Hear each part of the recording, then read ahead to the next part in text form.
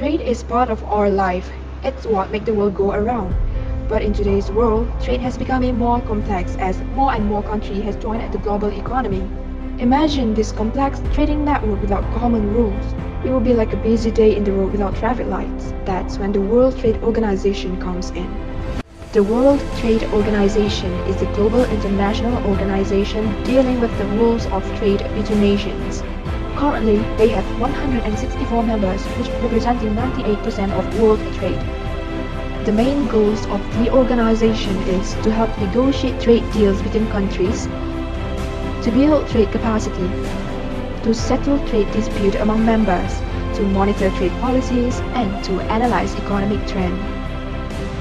It was established in 1995 and became the successor to the General Agreement on Tariff and Trade, which was created in 1947. Since 1948, the GATT had provided the rules for the system. While GATT had mainly dealt with trade in goods, the WTO and its agreement now covering trade in services, also in trade inventions, creations, and designs. However, there is still a key component from the GATT that was carried over by WTO. It is the principle of non-discrimination called normal trade relation, a requirement that WTO members extend the same favorable terms of trade to all members that they extend to any single member. The WTO is run by its member governments. All major decisions are made by the membership as a whole, either by ministers who usually meet at least once every 2 years, or by their ambassadors or delegates who meet regularly in WTO HQ in Geneva, Switzerland. Essentially, the WTO is a place where member governments try to sort out the trade problems they face with each other. It is a forum for governments to negotiate trade agreements and place for them to settle trade disputes among all members.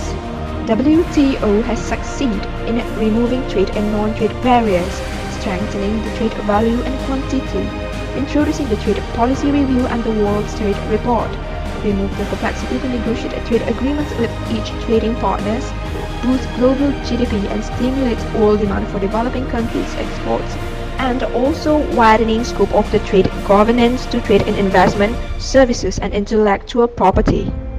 However, WTO had faced some failures, and one of its huge failures was relating to Doha Development Agenda, where United States and the European Union were not willing to give up their agricultural subsidies.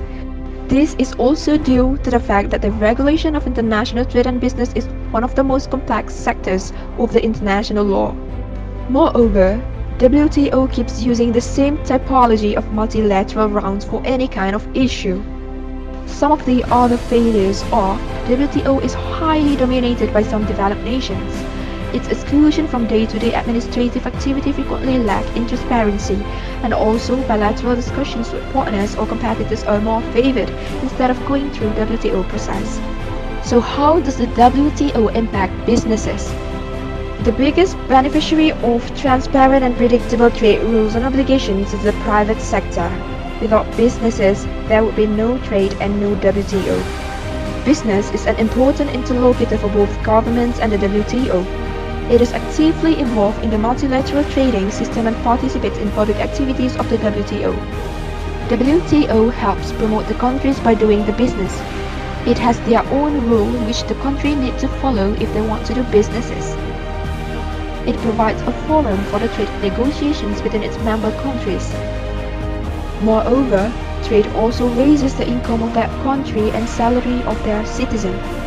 WTO is still relevant as of today because they help countries from taking the easier route of blaming others for the crisis and taking measures to shut them out.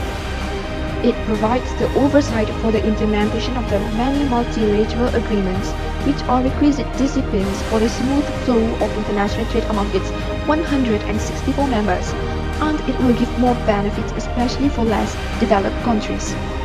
The World Trade Organization is very important and crucial as it brings benefits and good impacts to the businesses among citizens worldwide.